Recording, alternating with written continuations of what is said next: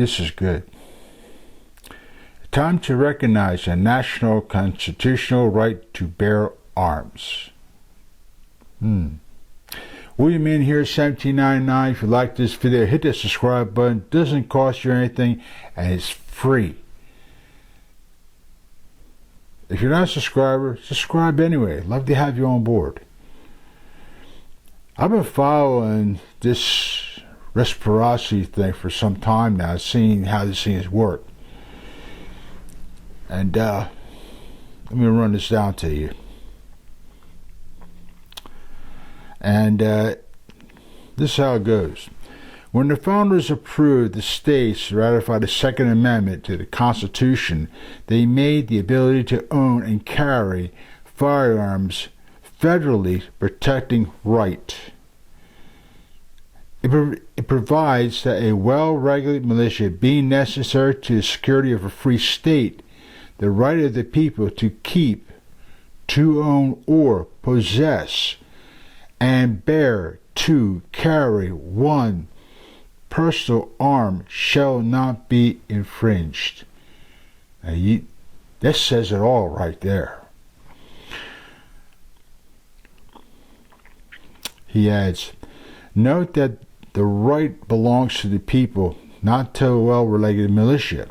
Yet the individual states and territories feel entitled to place whatever regulations they want on their fundamental rights. The results can be chilling. 6 years ago, during the age of the COVID, interstate truckers called for reciprocity or concealed carry permits, citing fears for their personal safety and vulnerability of their cargo. A right to carry issues by their home states, they reason should be recognized in all 49 states. During the COVID, these truckers were under a lot of pressure. And this was very well noted too. Taking it to the extreme, should a law-abiding Indiana concealed carry holder become a felon because he happened to get lost and wander up into Illinois? Responding to the concerns like this, North Carolina Republicans Congressman Richard Hudson introduced the Concealed Carry Act of 2019, which would have permitted and qualified individuals to carry concealed handguns into the possession and concealed handgun in other states that allow individuals to carry concealed firearms. Currently, criminals only need to look for an out-of-state license plates to know who the target and the truck stop. Hudson told industry publications and freight waivers. The Concealed Carry of 2019 would address these threats by ensuring law-abiding citizens, including truck drivers, can carry across state lines as long as they have a concealed carry permit or a valid license from a constitutional carry state. Which is very interesting because, yes, if you already gone through all the hoops and you have all the identification, you all have the IDs or whatever it is you need, and or you have in your state a permit, there shouldn't be no problem here. Hudson has repeatedly introduced the Concealed Carry Act, making adjustments here and there, but this year, Senator Mike Lee, a Utah Republican and a constitutional scholar, took it a step further. He's a great guy, too. He recognizes that the right to carry arms is one that protects under the U.S. Constitution, and on that basis, he tosses out the idea state-issued carrying permits, which is interesting because the Second Amendment is already right, just like your First Amendment right. Do you need a permission slip or a permit to exercise free speech? That's the whole point here. We recognize one right but not the other. He submits that this instance is a personal legal requirement a weapon should be legal for him to carry it. A National Constitutional Carry Act would protect the right to carry a weapon legally nationwide without the necessity of jumping through any hoops the states might impose. Now, we all know the blue states are going to play games with this. This is nothing new here. The founders established a national right to keep and bear arms, not to ask for permission from hostile or local officials or risk imprisonment for crossing the wrong state. Lee reasoned. Many states already protect the right to carry without a permit, and it's time to ratify this right for all law-abiding citizens. Americans are citizens, same thing. The National Constitutional Carry Act will establish nationwide permitless carry to keep America safe and her people free. Actually, 29 states, majority, have some form of constitutional carry laws, with a minor variations including minimum age requirements, whether open carry is permitted, and whether it applies to non-resident visitors or mentions a few. In addition, similar legislation has been introduced in at least 4 other states. This is good too. Michigan, HB 5653. And it introduces, this bill here introduces in March 2026 Republicans. It has been referred to the Judiciary Committee, but faces a long odds in a Democratic-controlled Senate. Democrats do not want you to have a firearm, period, nor do they want you to carry one. North Carolina, SB 50, freedom to carry. North NC, this bill passed both chambers in 2025, but was voted by Governor Josh Stein. The Senate overrode the veto, and the House has repeatedly scheduled and time postponed it to override veto in 2026. Pennsylvania, SB 357, advances from the Senate Judiciary Committee on May 6 of 2026. Wisconsin, Republican lawmaker who controlled the legislation introduced a constitutional carry bill last year, HB 609, but with Democrat Tony Evers, Tony Evers, in the governor's mansion, the bill has largely stalled. Again, Democrats do not want you to carry a firearm. The midterms may be the key to moving these states along more Republicans in the state legislature and the governor's mansions.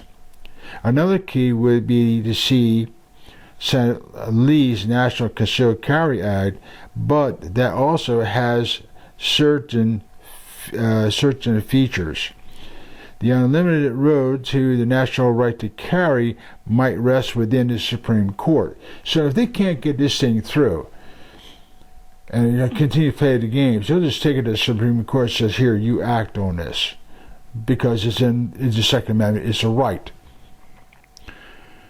53 years ago, the High Court established Roe v. Wade that there was a constitutional right to abortion in the United States, yet neither the words abortion nor fetus nor mother appears anywhere in the U.S. Constitution. That is correct. 4 years ago, the Supreme Court solved falsely Roe v. Wade reasoning, struck it down, and made abortion at state issues. Now we need to find the proper cause for the court to rule that constitutional carry the law of the land. Unlike abortion, the court doesn't have to invent a right. It's right there in black and white. The right of the people to keep and bear arms shall not be infringed. There it goes. It says it all right there. See, here's the thing to all this. Democrats refuse to cooperate. Democrats violate the law. But there's also Rhino Republicans are also involved in this bullshit too. They know who they are. They're the ones that'll sign any bill for any Democrat. They'll kiss their boots for any Democrat. They'll probably hold their hand for any Democrat. But these are Rhino Republicans that don't give a damn about your rights. Now, back in the day, let's go through it a little bit differently here. Back in the day, truck drivers had a billfold.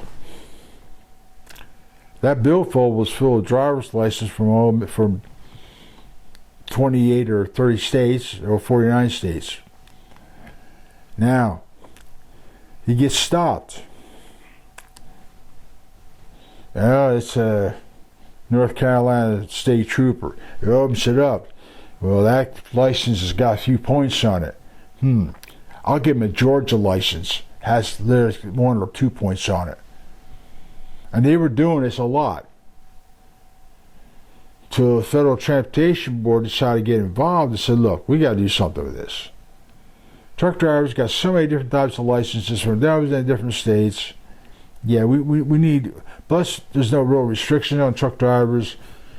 So that's when everything started falling in all kinds of crazy hands. Many senior truck drivers over the years, were kind of forced off the road for multiple reasons. When we face concealed carry permits, just imagine you having 6 or 7 different state licenses from different states. It's almost like the same damn thing. Now, unless you have a Utah permit, which covers quite a few states, except blue states, blue states are weird. Other states have more restrictions with the Utah permit. It just really gets really, really ridiculous. If you have a Jersey permit, Jersey doesn't recognize nobody else's permit. So, again, it's kind of weird unless you get a permit from the state of New Jersey, which will cost you some bucks. And I don't know what other implications it has on top of that.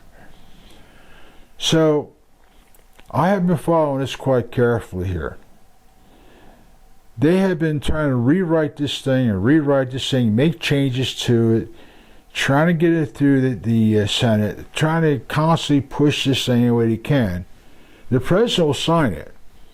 The president of the Senate will sign it hands down. The problem is Democrats and Rhino Republicans. And like he said, if we can't get this thing through, then they'll just apply it to the Supreme Court and allow the Supreme Court to make decisions on it. So that means now these blue states are going to have to make up some type of more ideas why they don't want you to carry a firearm in their states. So it's interesting. But you see where a lot of the problems are. Democrats and Rhino Republicans. So let's hope that they can continue to work. They're working hard to try to get this thing through. And let's hope for the best. I know the Democrats are stalling because they want to change the administration. They want to change the Supreme Court to undo everything and take it further back. So let's hope they can make it through. Till then, keep your friends and family close and do not be afraid to defend yourselves. And like I said, train properly, and you take care.